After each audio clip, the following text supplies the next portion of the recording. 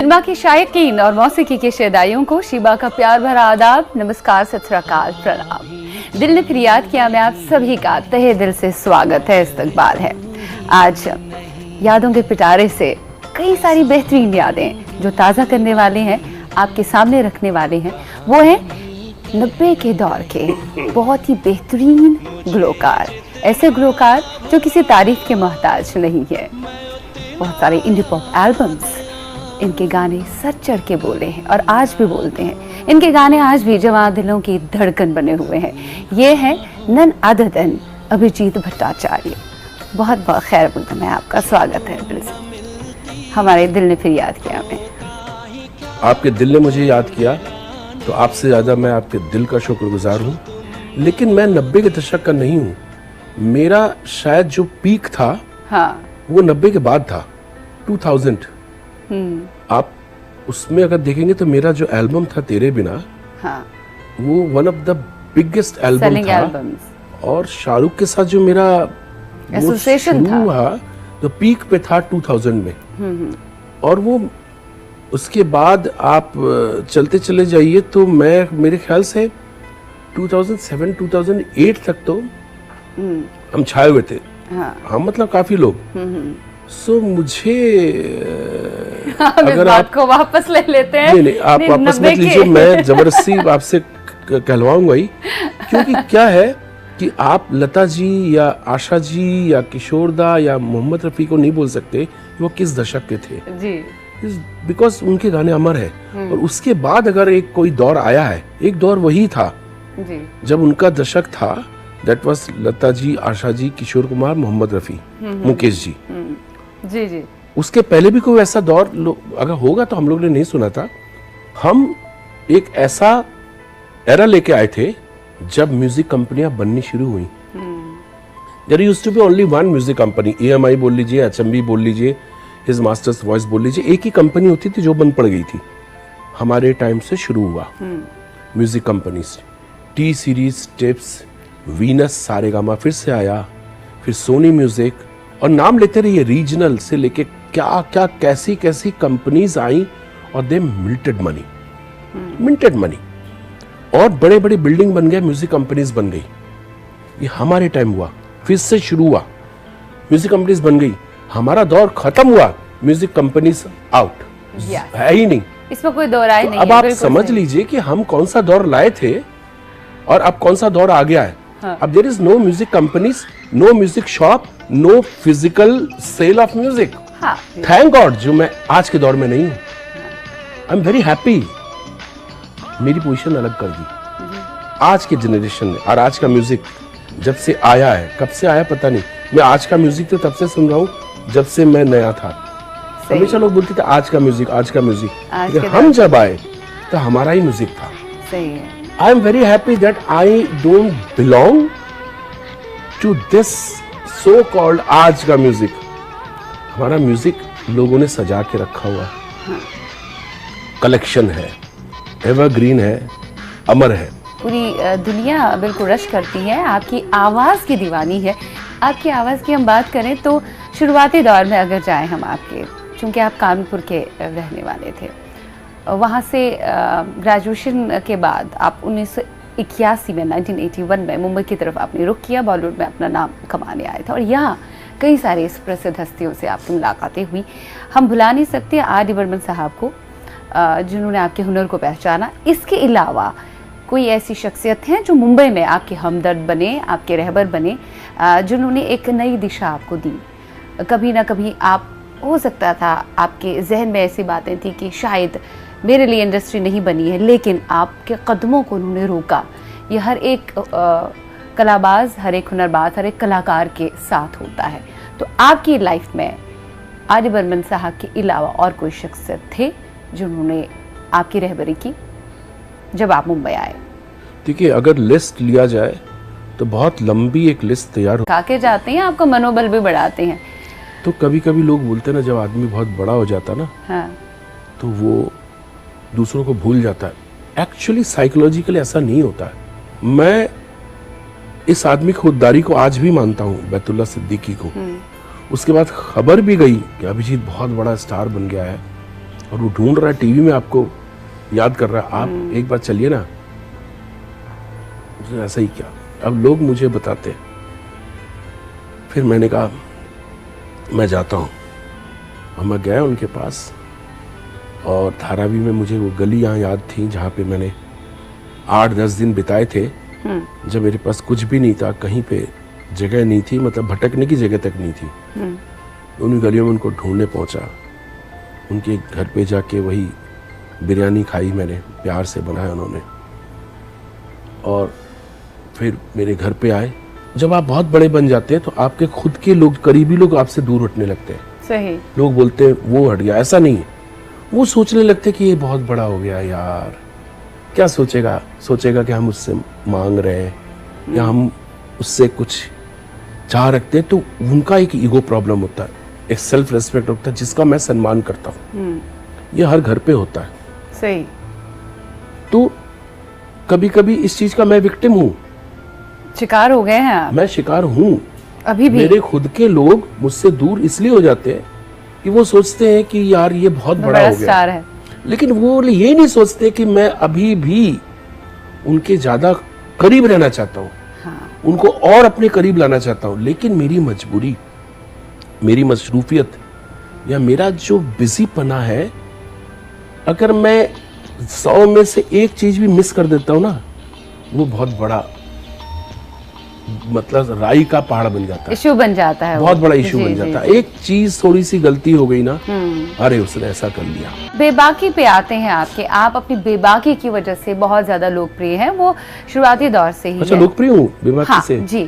बेबाकी की वजह से कई सारे कंट्रोवर्सीज के आप शिकार भी हुए हैं। बेबाकी मतलब आप बोल देते हैं जो आपको सही लगता है, आप वो सही है। कंट्रोवर्सी करते, वो कंट्रोवर्सी नहीं है, वो फैक्ट है। वो फैक्ट है, बट लोग कंट्रोवर्सी का, लोग कहते हैं यार ये कंट्रोवर्सी के शिकार हो जाते हैं, कंट्रोवर्शियल किंग है अभिजीत भट्टाचार्य, क्योंकि कभी ना कभी लोग वो सच सुनना नहीं चाहते हैं जो सच उन्हें आप दिखाना चाहते हैं। और एक आर्टिस्ट जो है वो बहुत जज्बाती होता है। और मैं किसी को क्यों सफाई दूं और किसी से क्यों बोलूं कि मुझे मौका दो कुछ कहने का? मैंने जो कह दिया हाँ। एक बार कह दिए तो फिर कह दिए बिहारी में कह दिए। हाँ, बिल्कुल सही है। लेकिन कभी ना कभी कहीं ना कहीं आपको फिर मायूस हो जाते हैं, हम कहीं ना कहीं डिसअपॉइंट हो जाते हैं अंदर कि भाई मैंने तो सच कहा था, अब इसका लोग भतंगड़ बना रहे हैं तो मैं क्या करूं। कभी कभी थोड़ा सा मायूस हो जाते हैं आप, क्योंकि कई बार सोशल नेटवर्किंग साइट्स पे आपका ट्विटर हैंडल जो है वो सस्पेंड हुआ, या सलमान खान को आपने सपोर्ट किया हिट एंड रन केस में। आपने यही कहा ना कि हाँ, इसलिए कहा कि अगर वो गाड़ी चला रहे थे तो लोगों को फुटपाथ पे सोने की क्या जरूरत है? ये मैंने कहा ना, सोने के लिए। यस, ये मैंने कहा ना। हाँ, बिल्कुल कहा। और उसके फल में क्या है, सलमान खान उस तरह का आदमी नहीं है जो किसी का ग्रेटफुल हो। हाँ, वही मैं कह रही हूँ, आपने तो सपोर्ट में ही कहा था। मुझे तो, मैंने बिना सलमान के कहा था। मैंने ये सलमान खान मेरे लिए कोई स्टार या सुपरस्टार वो नहीं था। ये जनरल एक इंसान के लिए था। हाँ। कि सलमान खान एक इंसान है। हाँ। वो गाड़ी रास्ते में ही चलाएगा और इंसान ही दारू पीता है, और वो एक स्टार है। उसने दारू पिया, उसने गाड़ी चलाया, उसको तो मालूम है कि रास्ते में तो एक जानवर भी नहीं सोता है। हाँ। और गाड़ी एक के ऊपर से निकल गई, और उसी दिन शायद पूरे कंट्री में कितने लोग ट्रकों के नीचे आके मरे होंगे। सही। जो रास्ते में नहीं सो रहे थे, जिनको ट्रकों ने मार दिया जी। कितने लोगों के ऊपर लोगों ने गाड़ियां चढ़ा दी होंगी, किसी पे कोई केस नहीं हुआ होगा। हाँ। लेकिन जो लोग सड़क पे सो रहे, इट इज लाइक सुसाइड। हाँ। अगर आप रेलवे ट्रैक में सो रहे हो तो आप ट्रेन के मोटरमैन के ऊपर केस कर देंगे। तो it is what not in context with Salman Khan. लेकिन I never expected something from Salman Khan, but very unexpected thing happened कि पता नहीं अजीब सी हरकतें, अभी पता नहीं यहां से कैसे हैं ये लोग। हाँ। तो मैं एक्चुअली सुपरस्टार लोगों को समझ नहीं पाता हूँ। हाँ। कि वो लोग किसी के लिए ग्रेटफुल होते हैं कि नहीं होते, तो या उनके रूटीन में है। राइट। तो एक्चुअली पूरा केस उसके ऊपर सर से निकल गया, पूरा केस मेरे ऊपर आ गया। मेरा ट्विटर बंद हो गया, मेरा ये हो गया, मेरा हो गया। और मेरा जब ट्विटर बंद हुआ, that was my marriage anniversary and मैं स्विट्जरलैंड में था। मैंने अपनी वाइफ को बोला, यार देखो मेरा ट्विटर अब ये ब्लैंक आ रही है और इसमें आ रहा सस्पेंडेड। मेरी वाइफ उछल पड़ी, वाह वाह वाह, व्हाट एनिवर्सरी गिफ्ट, बहुत अच्छा हुआ। नहीं तो आप ट्विटर पे ही होते थे। और वो नहीं मतलब इतनी कंट्रोवर्सी, इतनी वो इतनी खुश हो गई। और हमारी होल फैमिली भी वर देयर। मेरे दोनों बच्चे, मेरे दोनों बेटे, हम लोग सब लोग सेलिब्रेट कर रहे थे। बोला double celebration Twitter. And you believe me, I am very happy, क्योंकि मैं ट्विटर पे बहुत ज्यादा ऑनेस्ट था। और उनको बराबर जवाब देता था। मतलब जितने एंटी होते थे, एंटी का मतलब ये नहीं कि एंटी नेशनल, एंटी हर चीज में एंटी, नेगेटिविटी हर जगह तलाशना। तो वो कुछ ज्यादा मेरे से बर्दाश्त नहीं हो रहा था। तो क्योंकि मैं बहुत ईमानदार हूँ, मैं बहुत क्या ब्लंट हूँ, मैं बहुत बेबाक हूँ। तो अच्छा हुआ। अब देखिए ना, मैं अपने सोशल मीडिया में कहीं पे अब देखेंगे नहीं, अब मैं बेबाकी वहीं पे दिखाता हूँ जब आप जैसे लोग मेरा इंटरव्यू करते हैं, बस इतने में। सोशल मीडिया में I am the Abhijeet the singer. The singer, सिर्फ म्यूजिक से छोड़ के और कोई बात ही नहीं करता। कहते हैं जो सच बोलता है, जो दिल से सच्चा हो, उसके साथ जिंदगी में ज्यादा मुश्किलात दरपेश आती हैं और फाइनली आखिरकार फतेह का झंडा तो वही गाता है। और आपके हुनर की जो पहचान है पूरे दुनिया में, इससे कोई इनकार नहीं कर सकता। यहाँ आपने सुपरस्टार की बात की, एक और सुपरस्टार मेरे जहन में आ गया, जिनके लाइफ को टर्निंग पॉइंट मिला आपके गाए गानों से। उन पर जो फिल्माए गाने थे जिन्हें आपने अपनी आवाज़ बख्शी, मैं बात कर रही हूँ शाहरुख खान की। उनके साथ बहुत सारी फिल्में आपने की, जोश फिल्म, चलते चलते, अशोका, देन मैं हूं ना, इतना जबरदस्त कोलैबोरेशन। बादशाह, हाँ बादशाह, आई एम द बेस्ट, या DDLJ, I am the best. So your जोड़ी वाज द बेस्ट। देन इख्तिलाफात जो है वो कहाँ से शुरू हुए? वो इख्तिलाफ, बुनियादी चीज उस इख्तिलाफ की क्या थी आप दोनों के दरमियान? Why that happened? हमारे दोनों को दरमियान पहले भी कुछ नहीं था। ना हमारे में कोई अफेयर था, ना हमारे में कोई कभी दोस्ती थी, ना तो हमारे में कोई एक अच्छा रिलेशन था, कुछ भी नहीं था। I am a singer, he is a star. आपने इतने गानों के नाम दिए, इतने मेरे बताया कि मैंने, आपको मालूम है कि जितने फिल्मों के नाम आपने लिए उसमें से मैं वन ऑफ द सिंगर्स था। उन मोस्टली फिल्मों में सबने गाए, मैंने भी गाया, तो शानू ने भी गाए, तो उदित ने भी गाए, सोनू ने भी गाए। लेकिन जब मैंने शाहरुख के लिए अगर किसी फिल्म में एक भी गाना गाया, बाकी सब ने गाया, तो वो ही पकड़ जाता था। एक था कुछ तो बॉन्ड था कि ये लकड़ी जल रही है, इसमें पेट्रोल, उसको जलाना है तो घी डाल दो। तो मैंने हमेशा घी का काम किया। और जब से अभिजीत भट्टाचार्य की आवाज उनके साथ नहीं आई, तब से आप बोलिए, मुझे भी कभी कभी बड़ा सदमा सा लगता है। जब से अभिजीत भट्टाचार्य की आवाज शाहरुख खान के लिए नहीं यूज हुई, तब से आपसे सवाल पूछ रहा हूँ। तब से बताइए ना आगे क्या हो रहा है। हाँ, वही इसीलिए तो मैं आपसे पूछ रही हूँ कि इख्तिलाफात, इसका जवाब कौन देगा? ना आप ना मैं। इसका जवाब ये है कि गाने उतने हिट हमारे सामने नहीं आए, दैट्स ऑब्वियस। लेकिन मैं जोड़ी की बात कर रही हूँ। गाने हिट होते हैं। मैं जोड़ी की बात कर रही थी। क्या वाकई में जो कहा गया कि आप किसी चीज से खफा है शाहरुख खान से? मैं हमेशा खफा रहता हूँ। मैं अपने माँ बाप से भी खफा रहता था। नाराजगी इतनी क्यों? सुनिए, हम लोग जो इंसान हैं, हम आर्टिफिशियल नहीं हो सकते। प्रॉब्लम ये आर्टिस्ट है, बाकी लोग एक्टर हो सकते हैं, that means they are not artist. एक एक्टर और एक आर्टिस्ट से फर्क होता है। एक्टर को जैसा बोलोगे वो वैसा एक्ट करेगा, विलन बन जाएगा, मर्डरर बन जाएगा, रेपिस्ट बन जाएगा और रोने भी लगेगा। But may be all the life they are acting, they are good in acting. तो धीरे धीरे वो उनके अंदर समा जाता है। लेकिन हम कभी आर्टिस्ट से बाहर नहीं निकल सके, हम हमेशा आर्टिस्ट थे। तो खफा जज्बाती होता है एक आर्टिस्ट। हाँ, माँ बाप से भी खफा होते हैं लोग। मैं हमेशा माता जी ने ये नहीं बनाया, माता जी, मैं जब मम्मी जब तक जिंदा थी तो भी घर आके मैं पूछता था, माँ तुमने मेरे लिए वो बनाया घर पे जो आपकी फेवरेट डिश होती थी? जी फॉर हाँ, एग्जांपल घर पे खाना बनाने लिए एक नहीं 10-10 लोग होते थे। लेकिन ऐसा क्यों होता था कि वो शिकायत क्यों होती है अपनापन कि मम्मी तुमने ये नहीं बनाया?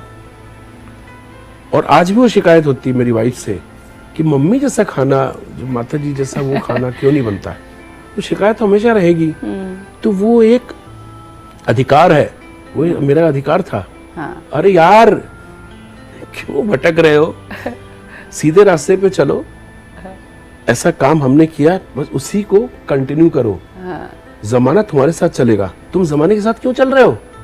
You are a trend setter. तुमने जो ट्रेंड सेट किया है, हम लोग ने मिलके किया है, उसको मेंटेन करो। जहां ट्रेंड से हटे, मैं कोई ऐसा गीत, लुंगी लुंगी लुंगी लुंगी, देख लीजिए ना आप कहां से कहां हो गया। आपने कभी कॉल किया शाहरुख खान के, उनकी तरफ से कभी कॉल आया आपके लिए? I mean, कुछ तो हुई होगी ऐसी बात। मैंने अच्छे अच्छे काम के लिए बहुत से कॉल किए।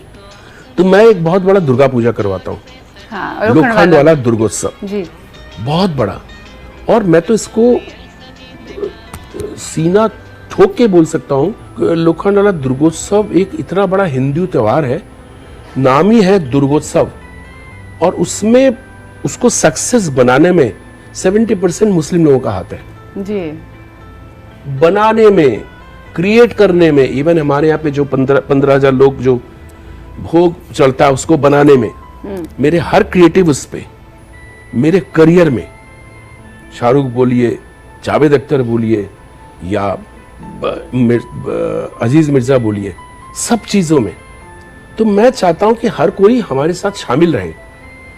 तो मैंने उस नंबर पे 1-2 बार फोन किया कि यहाँ पे सभी लोग आते हैं, सब स्टार लोग आते हैं को, हाँ विल, ये जो आंसर होता है विल लेट यू नो। उनकी तरफ से मैंने बहुत फोन किया था, किसी और काम के लिए नहीं, इसीलिए कि एक बार आ जाओ और आशीर्वाद लेके जाओ, दुआ लेके जाओ यार। लेकिन आपको इतने मिलियंस दे दी जाएंगे तो आप एक शादी में जाके अटेंड कर लोगे। मैं डांस करने की बात नहीं कर रहा हूँ, ही नेवर डज दैट, लेकिन उनका एक प्रोफेशनल फीस है तो अटेंड करेंगे। इतने मिलियन दे दो, ही विल अटेंड द कोई भी स्टार को। लेकिन देयर आर स्टार्स जो लोग खुद से बोलते हैं कि हम आएंगे यार, उधर आना चाहते हैं जी। तो I expected this from him. Then you hurt. नहीं, ऐसा नहीं है कि ये मैसेज उन तक पहुंचता नहीं है या उनके दिमाग में नहीं आता है। हर एक को मालूम है, फिल्म इंडस्ट्री में हर एक को मालूम है। अभिजीत का दुर्गा पूजा जो होता है वो वर्ल्ड का, इंडिया का सबसे बड़ा दुर्गा पूजा होता है। हर तरह के लोग आते हैं वहाँ, भाईचारे की का सबूत देता है। एक दिन पहले संजय दत्त आया था कि यार कल मेरा परसों वर्डिक्ट है, जो भी है आएगा तो जो भी है सजा तो मिलेगी, लेकिन एक बार इधर आके जाऊंगा तो अच्छी से अच्छा मेरा वो हो जाएगा। और देखिए वैसा ही हुआ। सही है। उसका काफी अच्छा, मतलब उसके अगेंस्ट उतना नहीं गया जितना एक्सपेक्ट कर रहे थे लोग। सही। तो वो भी आके गया, सब आके गए।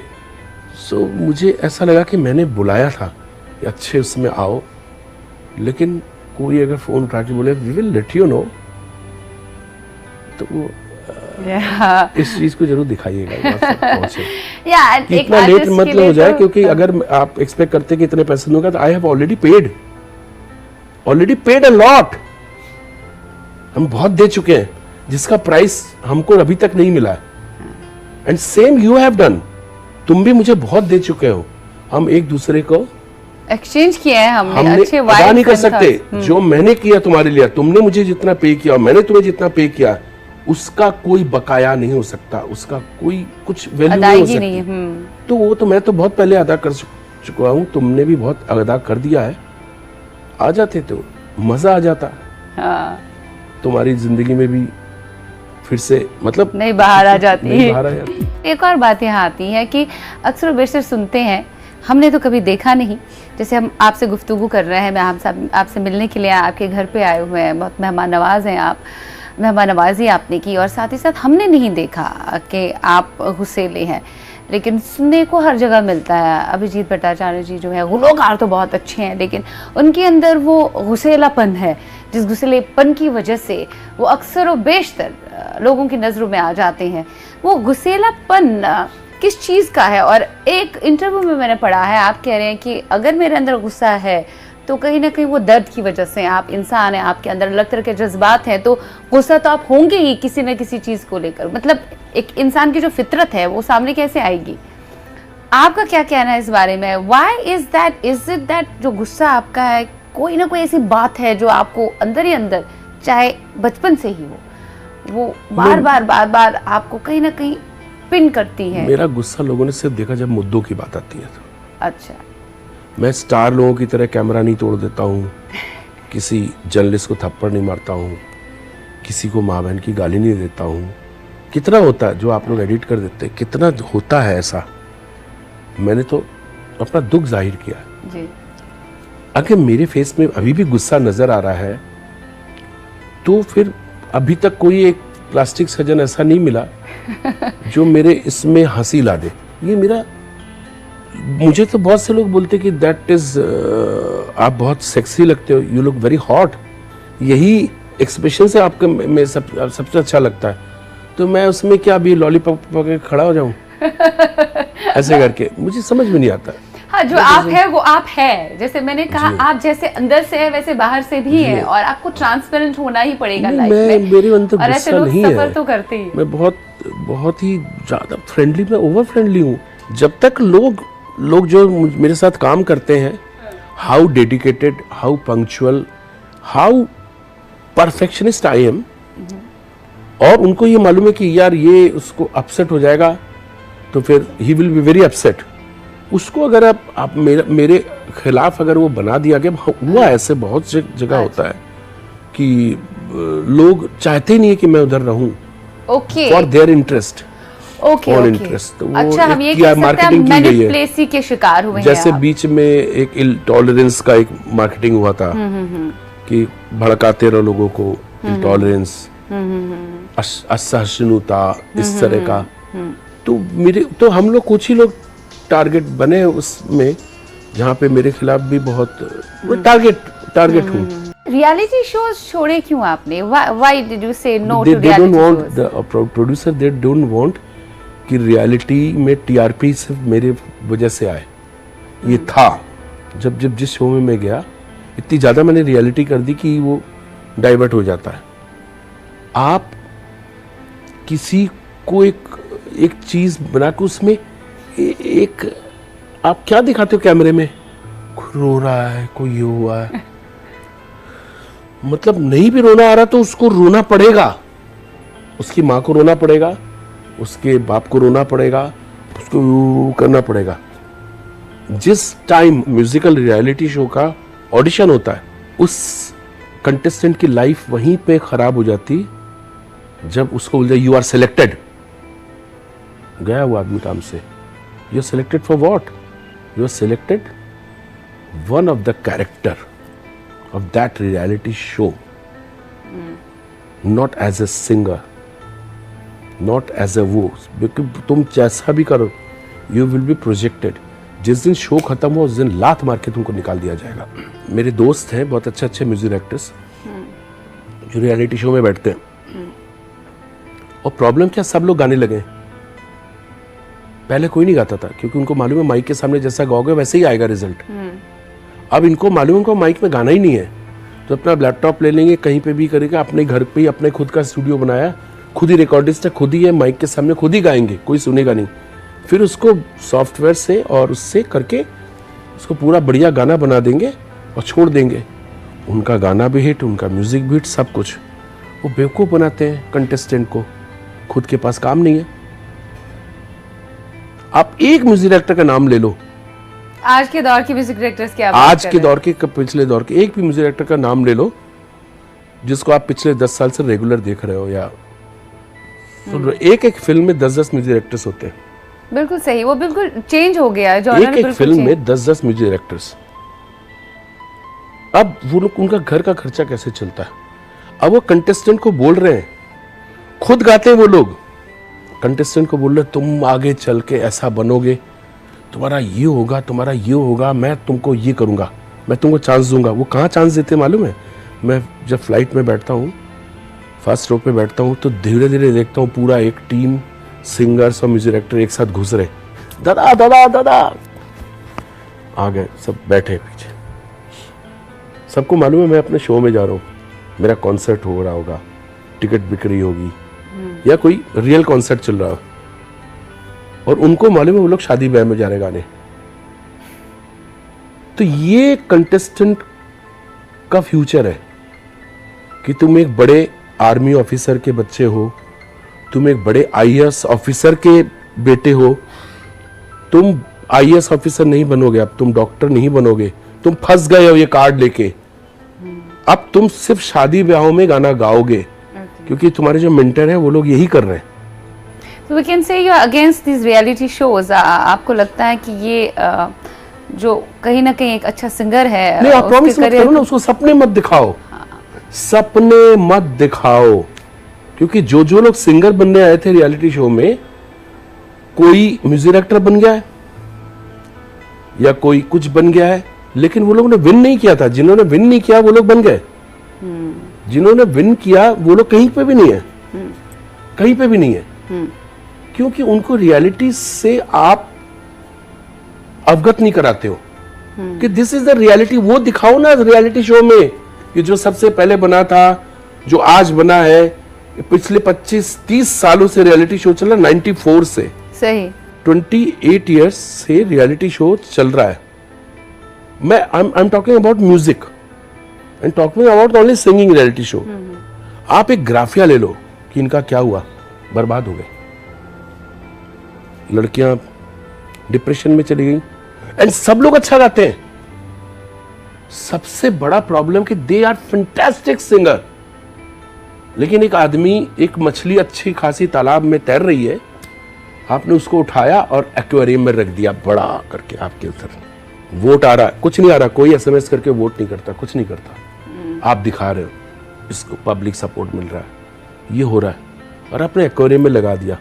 अब उसको वापस तालाब में छोड़ दो, मर जाएगी मछली। बिल्कुल।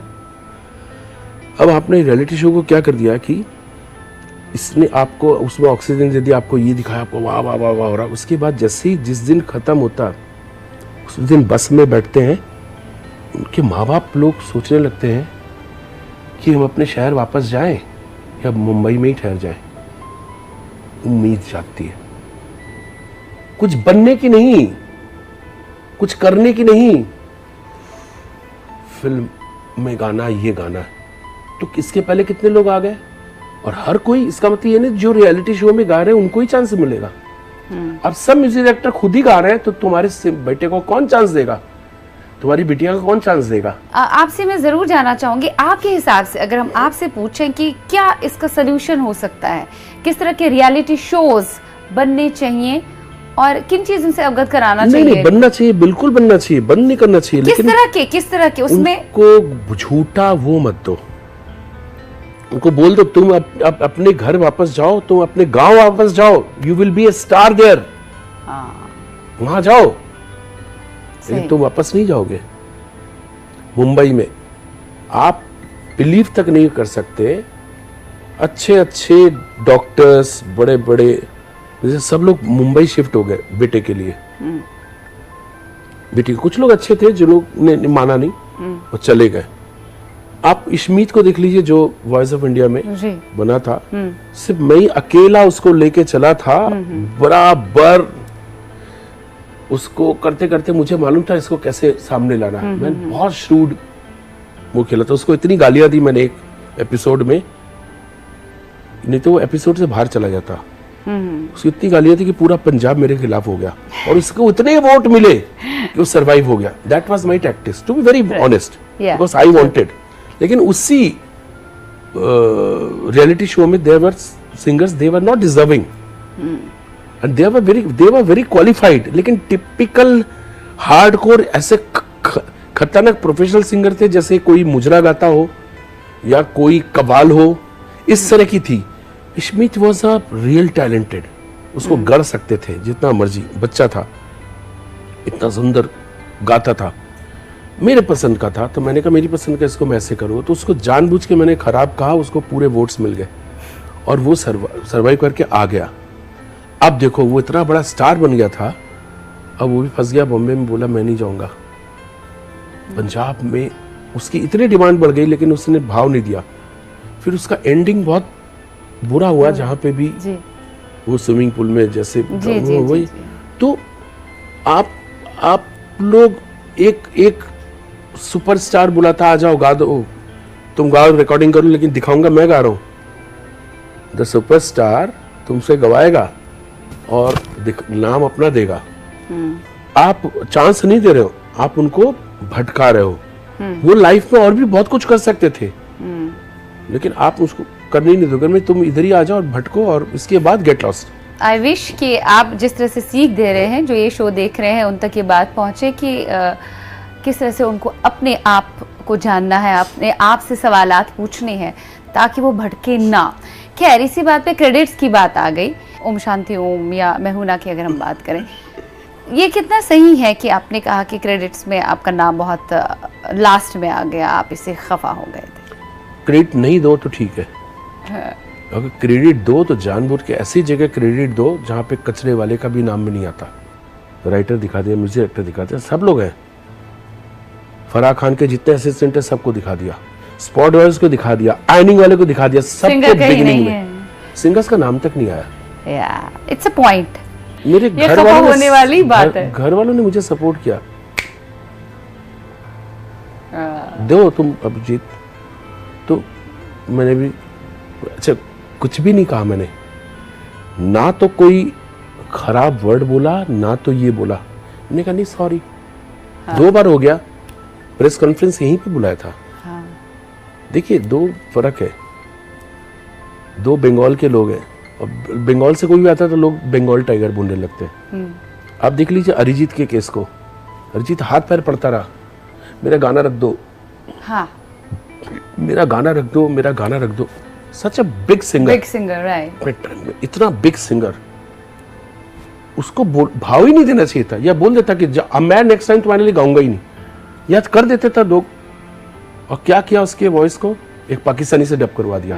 आई नो आपके अंदर वो देशभक्ति है। इससे बड़ा अपमान सही, एक देश के एक टॉप सिंगर को तुमने, उसने हाथ पैर जोड़ा, तुमने नहीं माना, उसका गाना एक पाकिस्तानी से डब करवा दिया। किसी और से करा सकते थे अगर करना ही था। और एक मैं सुपरस्टार प्रेस कॉन्फ्रेंस बुला के बोल दिया मैं इसके लिए गाऊंगा नहीं कभी। गाली तो नहीं दी, नहीं, गलत तो नहीं बोला, जो आपने फील किया आपने वही बोला। तो फिर क्या होता, मेरे से छोटे हो, मेरे से जूनियर हो, आके बोल देते, गले लग लेते, हो जाता। ओके, पेट्रियटिज्म की बात करें, आपने चूंकि कई सारे कारगिल वॉर के ऊपर भी आपने खुद कंपोज किया था वो एल्बम का गाना, क्रिकेटर्स के लिए भी आपने कई सारे गाने गाए हैं, मतलब पेट्रियोटिक गाने भी कई सारे आपने गाए हैं। तो देशभक्ति, ये हुब्बुल वतनी का जज्बा आपके अंदर तो है, अक्सर व बेशतर आप देश के लिए बात करते हैं, देश के हित के लिए बात करते हैं कि अपने देश को हमें सम्मान दिलाना चाहिए, और हर एक इंसान का ये बुनियादी फ़र्ज़ है कि उसको सम्मान दिलाना चाहिए, चाहे वो बातों से दिलाए, चाहे वो अपनी ताकत से दिलाए, चाहे वो अपने कार्य से दिलाए। लेकिन जब जब आपने हुब्बुल वतनी पे बात की है, फिर से तब लोगों ने आप पे सवाल खड़े किए हैं। कभी कभी आपको लगता है कि ये सवालों के बीच में क्यों आ जाता हूं मैं? It's self $1 million question. ऐसा क्यों है मेरे साथ? क्या जिस देश में हम रहते हैं वहाँ अपने देश के लिए बात करना, या अपने लोगों के लिए बात करना, अपनी इंडस्ट्री के लिए बात करना, अपने कलाकारों के लिए बात करना, क्या वो गलत है? ऐसा वर्ड आएगा ही क्यों कि मैं देशभक्त नहीं हूं? कोई आदमी कह सकता है कि वो देशभक्त नहीं है? चलो मैं तो बोल रहा हूं मैं देशभक्त हूं। ऐसे कौन से लोग हैं जो बोलेंगे मैं देशभक्त नहीं हूं? और मेरी आवाज सुनी जाती है तो उसका मैं बराबर यूज करता हूं, फायदा नहीं उठाता। लवली। और इसमें मुझे कोई नुकसान होता है।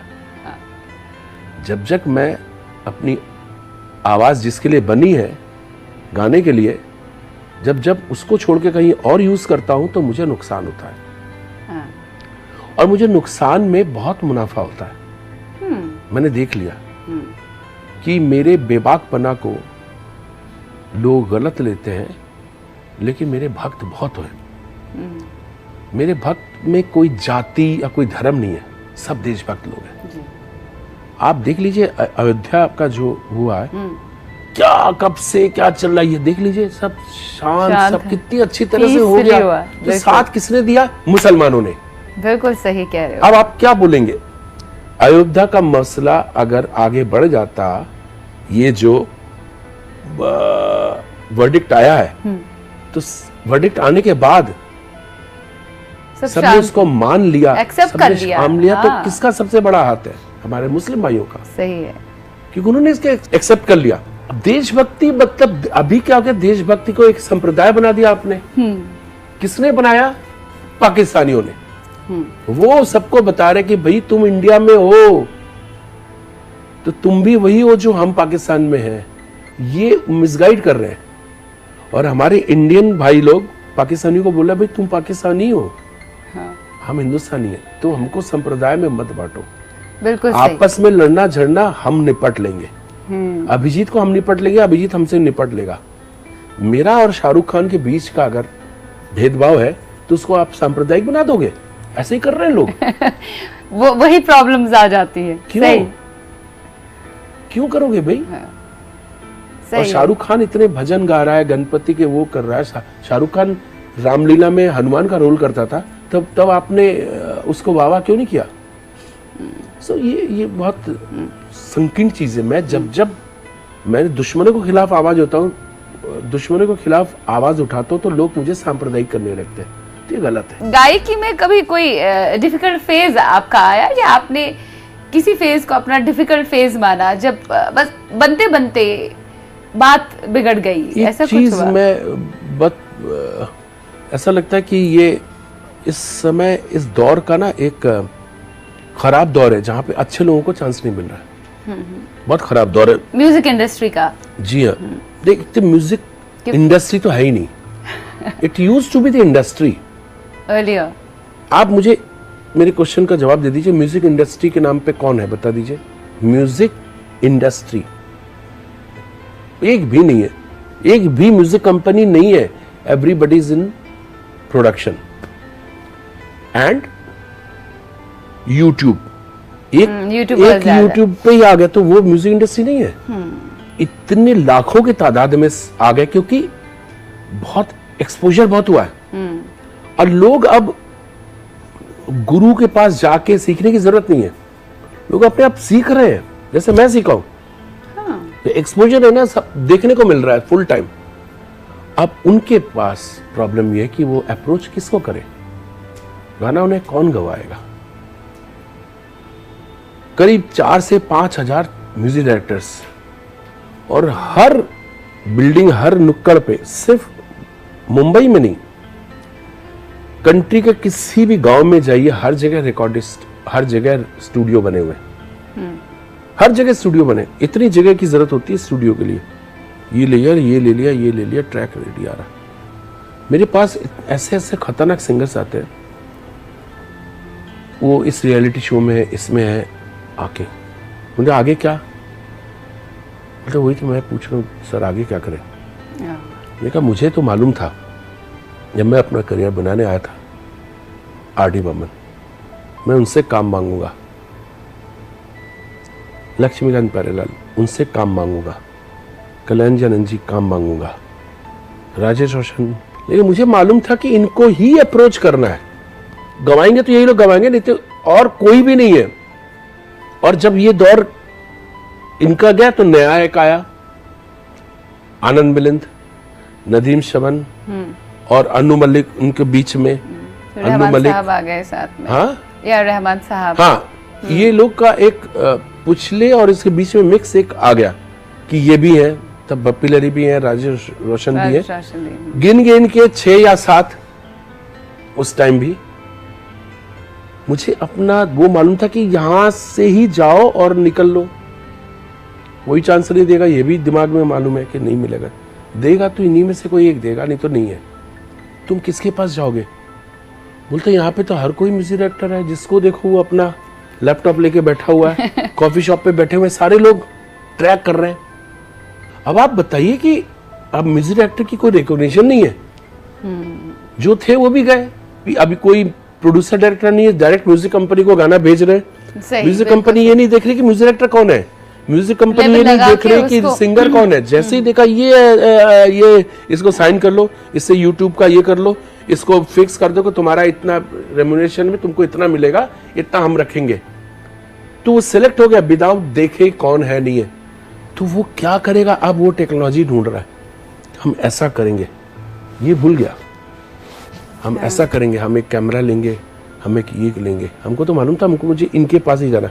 अब इनके पास कोई दिशा नहीं है, मेरे पास आते, मैंने कहा अब मैं तुमको क्या बताऊं, मुझे दुख इस बात का तुम लोग इतने अच्छे सिंगर हो और तुम्हारे जो जजेस लोग हैं वो शादी ब्याह में तुम लोग को गवाते हैं, उनके पास कुछ नहीं है, दे हैव नथिंग।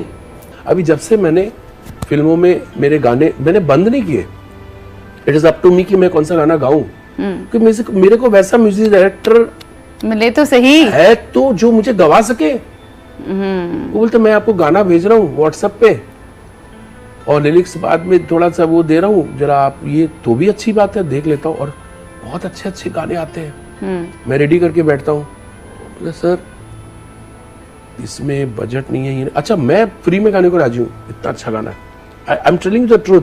इतनी अच्छी शायरी है, इतना अच्छा म्यूजिक है उसका, इतना अच्छा म्यूजिक है, इतना अच्छा गाना है, मैं फ्री में गाने को राजी हूँ, लेकिन किसके लिए गाऊं? वो बोलता बजट नहीं है, फिल्म छोटे, तुम्हारी अगर पिक्चर रिलीज ही नहीं होगी, तुम्हारा प्रोड्यूसर के पास पैसे नहीं है, तो मैं अपना वेस्ट क्यों करूं, इतने अच्छे गाने को क्यों वेस्ट कर रहे हो? तो ऐसा कर, गाना मेरे को दे दे, मैं गा दूंगा, खुश रहो। तो वो भी एक प्रॉब्लम है। हर कोई म्यूजिक डायरेक्टर है, हर कोई बन गया, इतने अच्छे अच्छे म्यूजिक डायरेक्टर आ गए, उनको रिकॉग्नाइज करो और खुद अपने आप में एक इंडस्ट्री बन जाओ, जो लोगों ने दिखा दिया अभी। और कौन लोग दिखा रहे, जिनको गाना नहीं आता है। प्रॉब्लम ये आ गया है कि जिनको गाना नहीं आया था वो टेक्नोलॉजिकली इतने ज्यादा टेक साउंड हो गए कि उनको हर चीज आती कि उनके वो कितना भी बेसुरा गा दे, ऑटोट्यून करके सही करते हैं, सुर में ही निकलेगा। अब जो बेचारा रियाज करके गा रहा, जो जिसके माँ बाप ने सपने देखा हुआ, अब वो अपना सॉफ्टवेयर पे ये कर रहा है, कैसे करोगे आप बताओ? चलिए, बहुत ही अच्छा लगा अभिजीत जी, आपके साथ हमने बात की, thanks a lot, it was wonderful talking to you. मैं उम्मीद करती हूँ आपको आज एक बेबाक गुफ्तगू विद बहुत ही बेहतरीन गुलकार अभिजीत भट्टाचार्य जी के साथ पसंद आ गई होगी। आप लिखिएगा ज़रूर shiba.lateef@nw18.com पर। मिलेंगे एक नई शख्सियत से, एक नई याद के साथ। तब तक के लिए मौसीकी के शेदाई हो जाइए, अच्छा संगीत सुनने की आदत डालिए। अच्छा संगीत हमें दूसरे आलम में लेके जाता है और काफ़ी कुछ सिखा के जाता है। बाय बाय, खुदा हाफिज़ and take care for now.